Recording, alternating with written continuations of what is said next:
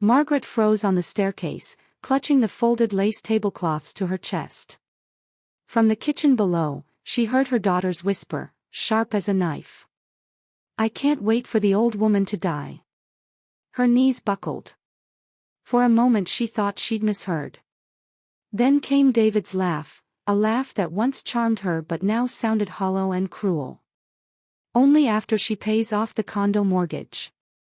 200 grand, clean and simple." Margaret pressed her lips shut, eased the front door closed, and slipped outside without making a sound. The night air was cool against her flushed face, but her heart burned.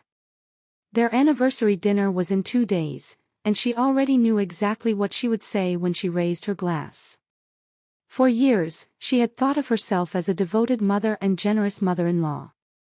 After her husband's passing a decade earlier, she had downsized, sold the family home, and poured her savings into a downtown condo where her daughter Emily could begin her adult life.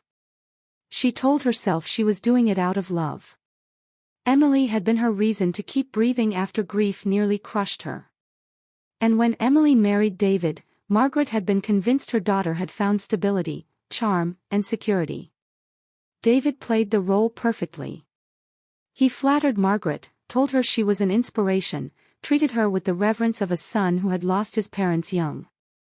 He arrived at their first meeting with flowers, not for Emily but for her. Margaret had been so hungry for appreciation, she let his words sink deep. She paid for the wedding, the reception, the ivory gown. She told her friends proudly that Emily had chosen well. But the mask began to slip. David's casual questions about her finances. His urging to put the condo in Emily's name. Emily's nodding silence. For years, Margaret ignored the warning signs, mistaking pressure for concern, coldness for maturity. Now, after hearing their whispered plot, everything sharpened into cruel clarity. Sleep never came that night. Instead, she replayed moments she'd dismissed. Emily's sudden distance. David's evasions about his job. The way they always steered conversations back to her health, her will, her accounts. At dawn, Margaret made coffee, watered her plants, straightened the cushions on her sofa. Every movement reminded her of the new name her daughter had given her, the old woman. Her worth reduced to a mortgage balance. By noon she was at the bank, sitting across from Thomas, the manager who'd known her late husband. He frowned when she asked who had inquired about her accounts. 3 weeks ago, he said cautiously, "A man claiming to be your son-in-law. We told him nothing, but he asked about your condo, about beneficiaries." Margaret felt her stomach twist. David wasn't waiting. He was digging, prying, planning. She left with fresh passwords, restructured accounts, and copies of every document she could secure. Then she walked to the gleaming insurance office where David claimed to work. "Julian Carter," the receptionist repeated blankly when Margaret showed her his photo. "We've never had anyone here by that name." Her legs nearly gave out. David was living a lie. Later, over chamomile tea in their old coffee shop, Margaret thought of Emily's laugh, bright, complicit, unmistakable. Maybe her daughter was manipulated. But that laugh, no, she was a partner. At Susan's house that afternoon, Margaret unspooled the entire story to her oldest friend. Susan listened, face hardening with every word. "This isn't just greed," she said finally. "It's a scheme. And if they're pushing for that condo now, they might not wait for nature to take its course." That night, Margaret discovered a copy of her will tucked among her papers, scribbled with notes in David's handwriting. Numbers scrawled beside clauses. Underlines beneath her life insurance policy. She remembered the days she'd been bedridden with the flu, how they had keys and came and went freely. They had searched her home then, plotting in her own sanctuary. A text pinged her phone. "Mom, tomorrow is going to be so special. I love you so much." Margaret stared at the screen, her chest tight. Did Emily believe those words, or was she simply echoing David's script? The next morning, Thomas called back with news darker than she'd feared. David had no stable job, only mountains of debt. He had even tried to leverage her condo for a loan, denied only because it wasn't in his name. Worse, he'd been investigating reverse mortgages, a way to drain her equity while she still lived. Margaret thought of her half-empty pill bottle. The unexplained drowsiness after family dinners. Emily's patronizing reminder that memory slips at your age. For the first time, Margaret's fear wasn't about money, it was about her life. But fear gave way to something stronger. Resolve. On the night of the anniversary, Margaret dressed in her wine-colored gown, pinned on her mother's earrings, and painted her lips with care. Before leaving, she called her lawyer. If anything happens to me, she told him calmly, know that certain people have been circling my estate. At 7 sharp, David greeted her at the door, that practiced smile plastered across his face. Emily, radiant in gold, looked tense, her eyes darting nervously. The table was dressed with candles, flowers, fine china, the perfect stage. "Mom, you're our guest of honor," Emily said, seating her at the head of the table. Dinner passed with false cheer. Too much wine poured into her glass, too many sidelong glances between husband and wife. Margaret sipped carefully, keeping her head clear. She noticed David's frequent glances at his watch, the way Emily picked at her food without eating. Finally, David rose, glass in hand. To Margaret, he said smoothly. For her love, her generosity, her endless support. Emily joined him, her voice soft, her eyes avoiding Margaret's. "Mom, we've been thinking about your well-being. Maintaining the condo, working at the library, it's too much. We believe it's time for a change." David's tone turned grave. "We'd like you to move into a smaller place. Something cozy, easy to manage. We'd take over the condo, of course, handle all the expenses." Margaret felt the rage coil tight in her chest, but her smile never wavered. "A smaller place," she repeated, voice calm. "You mean a nursing home?" David chuckled quickly. "Oh no, nothing like that. Just a one-bedroom apartment, or perhaps assisted living, somewhere with nurses on staff, so you wouldn't have to worry." Margaret lifted her glass, her eyes locking on theirs. Her plan was ready. They had no idea what kind of old woman they were dealing with. It didn't matter how polished they made it look, underneath the fancy brochures and smiling staff, it was still a nursing home. And of course, Emily continued with a practiced smile, to make all this happen, you'd need to transfer the condo into our names. Strictly for legal purposes, so we can handle the sale and purchase of your new place. David pulled a folder from an envelope resting on the sideboard. "In fact, we've already taken care of the paperwork. Just a signature, and it's done." I stared at the documents but didn't move to touch them. "You prepared this without consulting me?" Emily's composure faltered. We thought it'd be a surprise. If you saw how well organized we were, you'd feel safer." "And if I said I didn't want to move?" I asked evenly. The two of them exchanged a quick, telling glance. Emily's voice hardened. "Mom, you're 65. You can't keep living alone. It's unsafe. It's selfish, really. We can't keep worrying about what might happen. And frankly," David cut in, "that condo is draining your savings faster than you realize." "My savings," I repeated slowly. "And how exactly do you know the state of my savings?" David flushed, fumbling. "Well, it's obvious, your bills, the upkeep, the times you..." I interrupted, calm but sharp. "The times you've gone into the bank to ask about my accounts." The color drained from his face. I don't know what you're talking about, Margaret." I let the silence hang for a moment, then continued. "I also wonder how you manage expensive restaurants and flashy gifts when, as far as I can tell, the insurance company you claim to work for has never had an employee named David Martinez. Emily paled. Mom, what are you saying? That I've discovered a few things. I rose from my chair, glass in hand. For example, I know you're over $100,000 in debt. I know you've been snooping through my papers when you thought I was too weak to notice. I know this little plan of yours has been months in the making. David stood too, his charm slipping into something darker. Margaret, you're confused. Maybe it's your age. My age is not the problem, I shot back. The problem is that I believed you cared about me. Especially you, Emily. After everything I gave up for you, I thought you saw me as more than a barrier to your happiness. Emily's tears came quick, though I couldn't tell if they were from guilt or exposure. And now, I lifted my glass with a smile I knew would unnerve them. I'd like to propose a toast. To discovery. To learning who the people closest to us truly are. Emily sobbed openly. David, his mask gone, tried again. Margaret, we'd never wish you harm.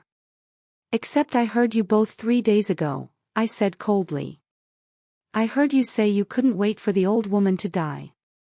And David, you mentioned the exact dollar figure of the mortgage you'd inherit. The silence was suffocating. Emily collapsed into a chair, shaking. David's eyes darted like a trapped animal. Margaret, you don't understand. The debts, the pressure. I understand perfectly, I cut him off. You've maxed out credit cards, lied about jobs, and forged your way into loans. And worst of all, you've dragged my daughter into it. I turned to Emily. What hurts isn't the money. It's that you hugged me, said you loved me, all while plotting my disappearance. Emily leapt up, shouting through tears. I do love you. But he's right, you don't understand how hard it's been for us. The stress. The feeling that we can't breathe as long as we rely on you. I never asked you to rely on me, I said bitterly. Everything I gave was because I wanted to help. Not because it was owed. Emily jerked away from David when he tried to touch her. For the first time, I saw cracks forming between them. Don't say another word, David snapped. This can be fixed. Fixed. I laughed. By taking my condo. Or by arranging a quicker end for me. Emily froze. What do you mean? I've noticed my pills running short. The unexplained fatigue after dinner's here. Little accidents that could have been much worse. Am I supposed to believe those were coincidences? David's face turned ghostly. You're imagining things. Emily's horror was genuine. David, what pills? Nothing, he barked. No, David, I said calmly. You're desperate. And Emily is starting to see who you are. As if on cue, David's phone rang. He silenced it, but it rang again. Emily lunged, snatching it from his hands. The screen read, Lauren.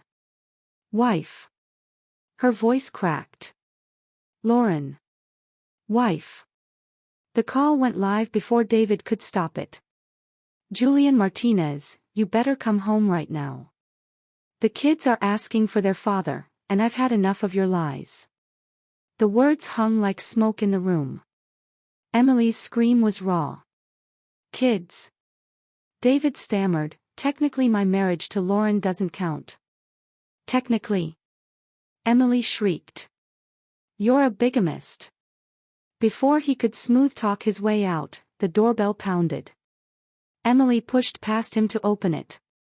A woman in her 30s stood there, gaunt but striking, with a small boy clinging to her leg. David Martinez, she said flatly. We need to talk. Emily's lips trembled. Are you Lauren? The woman nodded. And this is Caleb. Our oldest. We've got another baby at home. Emily staggered back as the boy's dark eyes, identical to David's, stared up at her. Lauren's anger came pouring out. We haven't eaten properly in days. The baby needs medicine. You vanish, and I find you living large here with, who exactly? I'm his wife, Emily whispered. Lauren laughed, bitter and broken. So am I, 8 years married. And I have proof. The unraveling was brutal. Emily crumbled, realizing she'd been played just like I had. You never told me about Lauren. Or the children, she sobbed. Emily, I said softly, he manipulated you, too. Just like he manipulated her.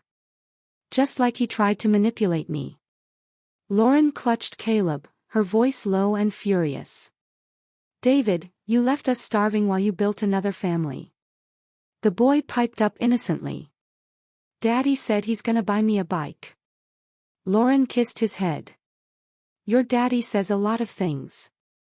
David's charm was gone. He exploded, voice cracking. I had no choice. I owe dangerous people. If I didn't get the condo money, they'd kill me. Lauren went pale. Loan sharks. Before he could answer, the door burst open. 3 men entered, led by a thick-set man with cold eyes. David Martinez, the leader drawled. You've been hard to find. Emily's scream caught in her throat. Lauren clutched Caleb tighter. The man's gaze swept the condo. Nice place. Must be worth plenty. David said his mother-in-law was helping him pay us back. That's a lie, I said firmly. This is my condo. David has no claim. Russo smirked. Law doesn't matter to us, ma'am. David owes us $150. He promised your property would cover it. David whimpered. Just 1 more week. Russo's patience was razor-thin. No more weeks. Emily stared at him with disgust. You told them my mother would pay your debts. David hung his head. Lauren began to cry silently. Caleb whimpered against her chest. That was when I made my choice. Mr. Russo, I said evenly. Chasing David will get you nowhere. He's a fraud, a bigamist, and a thief. He'll be in prison soon, where you'll get nothing. But if you want part of what he's taken from us, I'll give you $50,000 tonight. On one condition, you let the police handle him. David choked. You can't. Ex-husband, Emily cut in sharply. I dialed my lawyer. Mr. Carter, bring a payment agreement and call the police. Yes. Now. Russo studied me, then extended his hand. Mrs. Margaret, I think we can work together. David collapsed into a chair, defeated. His empire of lies had finally caved in. The wail of approaching sirens confirmed it. 3 months later, I sat in a coffee shop with Susan, sipping chamomile. How's Emily? She asked. Stronger, I said. The divorce is nearly final. Therapy helps. And David? 5 years in prison for bigamy, fraud, and larceny. They even uncovered a 3rd widow he was conning. Susan's eyes widened. Unbelievable. And Lauren? She's thriving. I hired her to run my new foundation, the Margaret Foundation for the Protection of Elder Women. She's brilliant, and she's found purpose in helping others like us. I smiled. Caleb and the baby live downstairs now. Caleb waters my plants and calls me Grandma Margaret. Susan squeezed my hand. You turned a nightmare into something good. I nodded. David thought I was a helpless old woman with barely any money. He never looked closely. Between my husband's investments, insurance, and properties, I'm worth close to $2 million. He had no idea. Susan nearly choked on her tea. Now, I continued, instead of hoarding it, I'll use it to protect women from predators like him. Just then, my phone buzzed. Emily. Hi, Mom. Can I visit this afternoon? No agendas, no secrets. Just time with you. Tears stung my eyes as I answered. Of course, sweetheart. Susan smiled knowingly.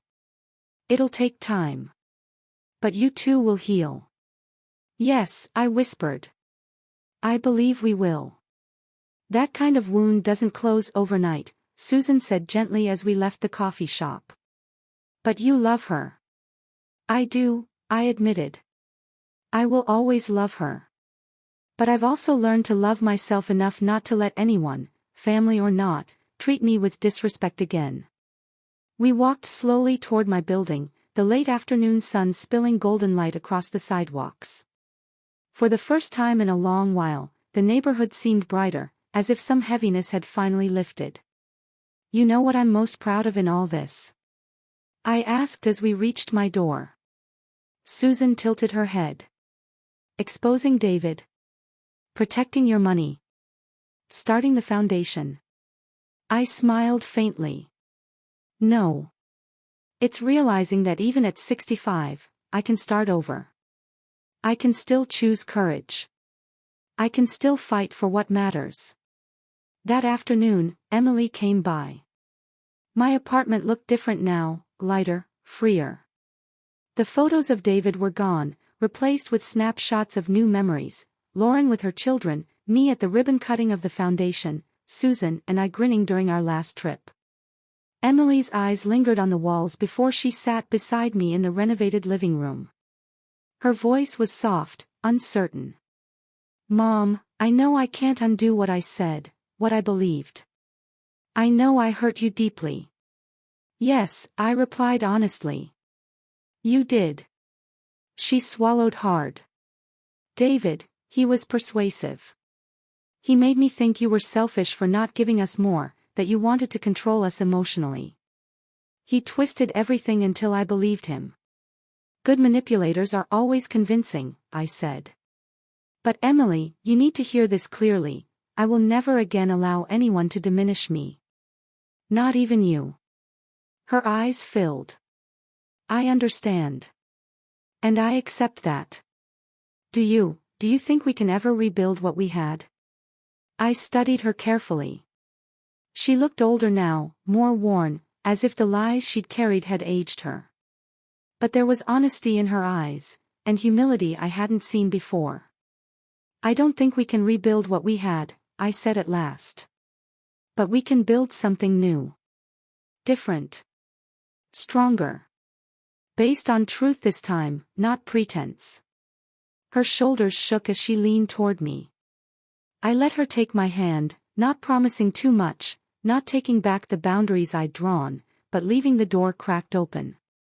That night, after she left, I poured myself a glass of wine and stepped out onto the balcony. The city lights shimmered like constellations fallen to earth. My phone buzzed with messages from Lauren, pictures of Caleb beaming on his first day at his new school. Another message from Mr. Carter confirmed that 3 more women had reached out to the foundation after discovering they, too, had been deceived by family members. For the first time in years, peace settled over me. Not because everything was perfect, there were still scars, still pain to work through, but because I finally understood my worth. For decades, I had measured myself by my roles, wife, mother, mother-in-law. Now I knew myself as Margaret, strong, intelligent, and whole in my own right. I lifted my glass toward the stars and whispered a private toast. To endings that become beginnings. To the truth that it's never too late to stand tall. To the freedom of knowing that being alone does not mean being lonely. It means being free. I drank slowly, savoring not just the wine, but the taste of justice, of self-respect, and of a life I had reclaimed as my own. Tonight, I was alone, and for the first time, that felt like victory.